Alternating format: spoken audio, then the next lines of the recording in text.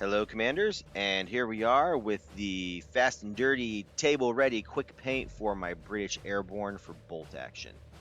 So you see before you all the paints I intend to use in this process, starting with the Stynylrez primer all the way through.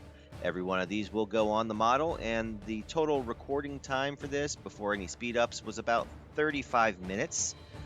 So this is a quick and easy paint scheme. Let's jump into it.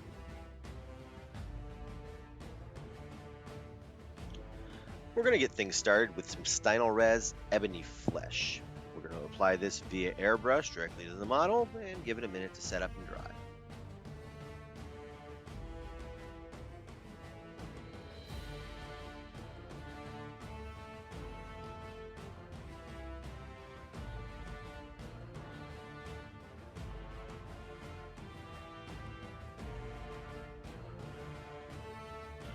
With our model primed and ready to go, we're going to go to Army Painter Skeleton Bone.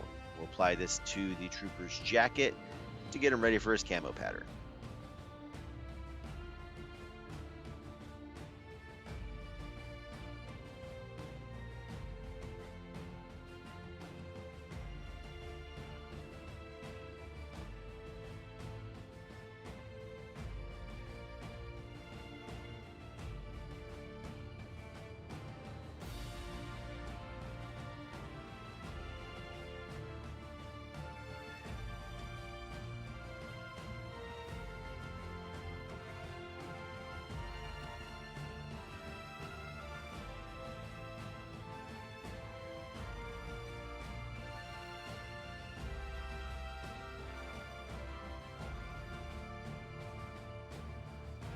Our next color is going to be Army Painter Dirt Spatter. We're going to use this to apply splotches of brown to the trooper's coat to start his camouflage pattern.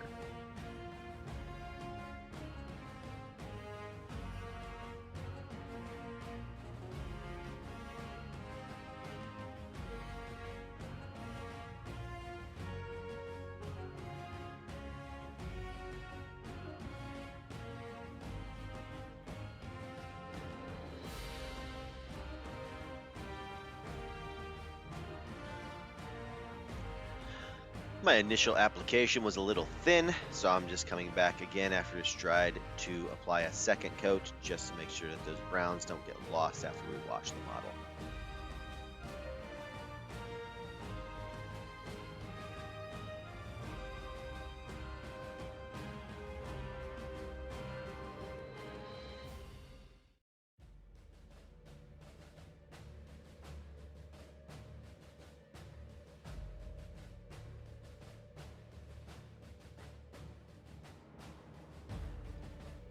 Next up is Army Painter Commando Green. We're going to use this much the same way we use the Dirt Spatter. We're going to apply some random splotches around the jacket, careful that we don't cover up too much of the skeleton bone, and then they should all blend down nicely with a wash in the end.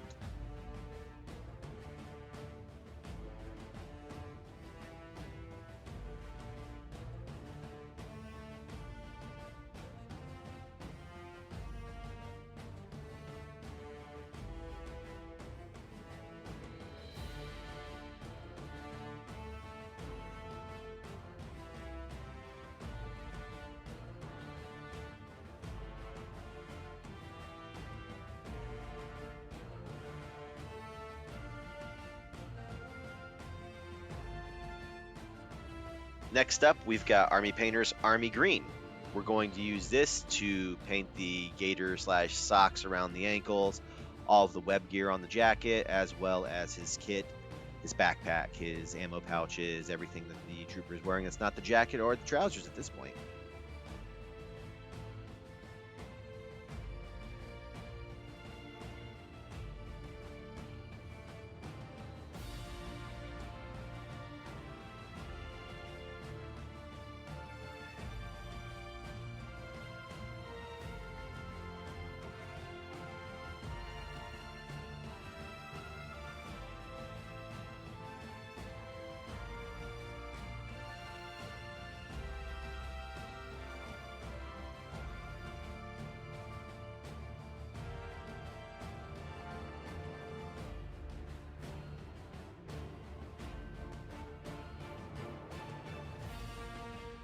Next color in our queue is Army Painter Monster Fur. We're going to use this to apply to the trooper's trousers as well as the blanket/bedroll tucked into his backpack.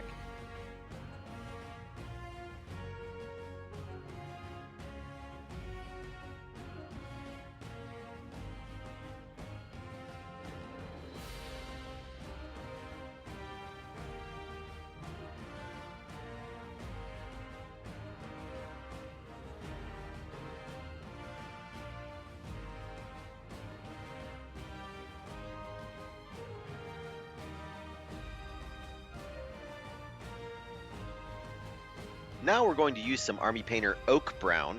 We're going to use this to apply to the rifle of the trooper, just to give it a nice dark looking wood color.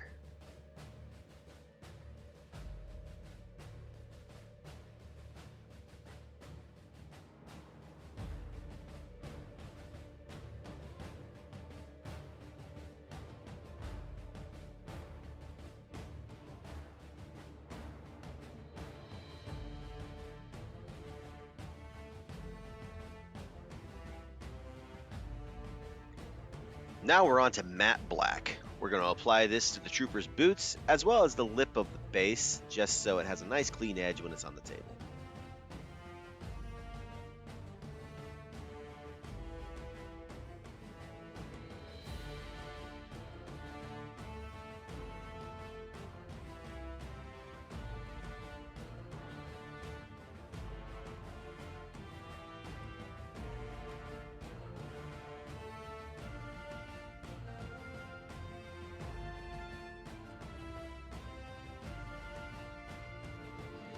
Next on our list is Army Painter's Necromancer Cloak.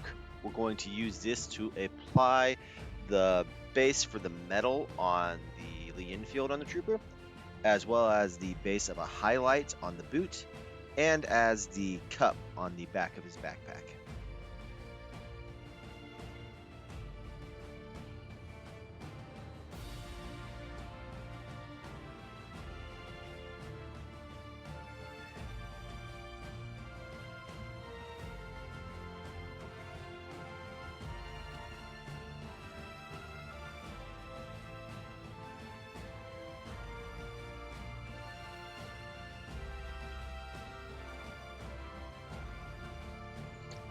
Now we're on to Barbarian Flesh.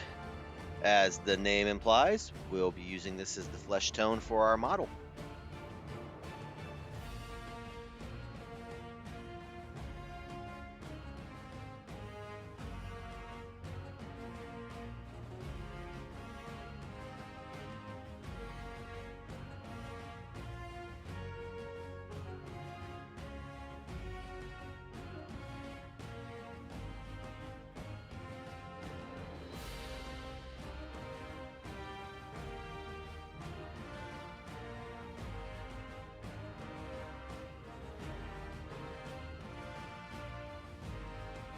Now we're on to a little dragon red, so we can put some red into our red devils and get that beret a nice vibrant color.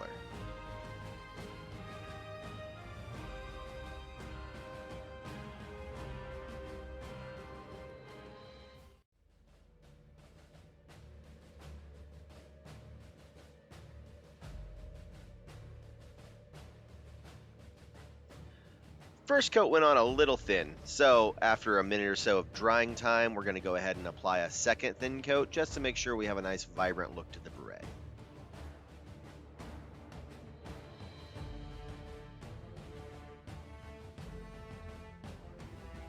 With our beret painted, we're going to follow up with a little bit of matte black, and we just want to do a very thin line around the base of the beret, and try not to mess up our red or our flesh tone at this point.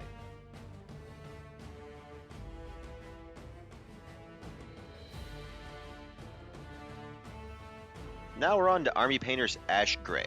We're going to use this to paint the wings on the beret, as well as give a little hot spot and highlight to the metallic portion of the infield and on the boots that we hit with the Necromancer Cloak earlier.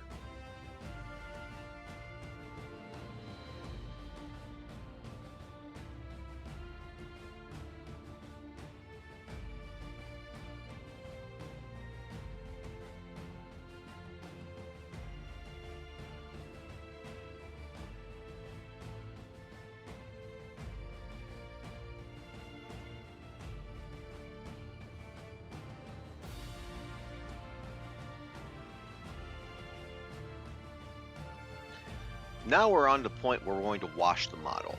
In this case, I'm going to use Army Painter Strong Tone, as well as Anti-Shine Medium and Quick Shade Medium.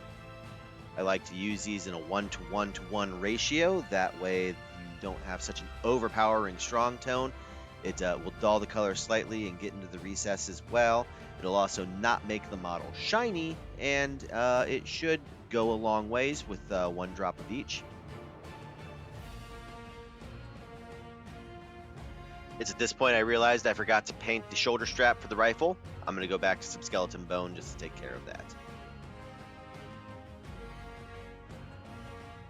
As a side note here, some people prefer to use a flesh wash on the skin tone, a dark wash on like the trousers, a strong tone on the jacket. And if that's how you want to do it, I strongly encourage you to do so. This is a fast, quick, tabletop quality paint job, so I'm not going to be that nuanced with it. But if you were working on, say, a firefight team or something that's going to be a little more intimate, you absolutely might want to bring that detail to it.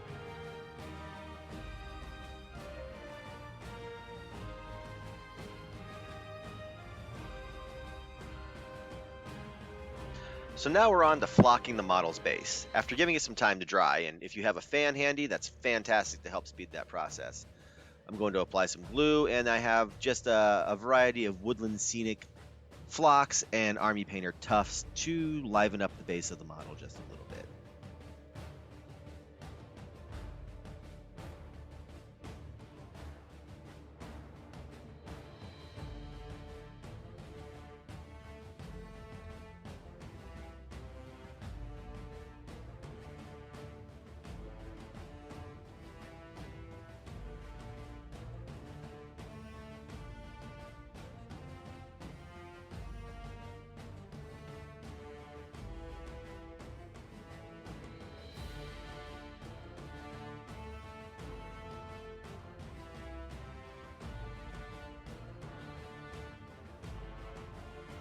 And here we have the finished model along with my test model. This is the command squad for my Airborne. I hope you've enjoyed this video, and if you found it useful, please leave a like and comment below if you'd like to see more of this content in the future. Thanks for watching.